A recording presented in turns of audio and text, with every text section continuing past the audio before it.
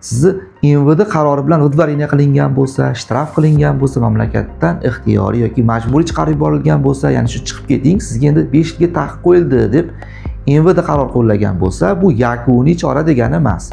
Bu qarorni jarimaga aylantirib berishlari yoki bekor qilib berishlarini so'rab yozish mumkin. Bunda chet el fuqarosi vaqt bo'ladiki, hujjatlarni qayta tartibga solib olishga.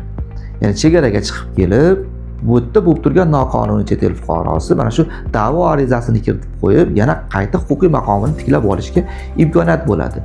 Balkim bu qarorni ko'rib chiqib yuqori turuvchi avval to'lagan soliqlarini, migratsiya qonunchiligini qasddan buzmaganligini asosi bilan mamlakatda shu qolishini yoki MVD chiqargan qaror jazosini jarimaga aylantirib berishi mumkin. Agarda siz Moskovskiy oblastida bo'ladigan bo'lsangiz, unday murojaatlarni yozib berishda yoki birga siz bilan borib MVDga topshirishda yaqindan ko'mak beradigan yurist mutaxassislarimiz bor.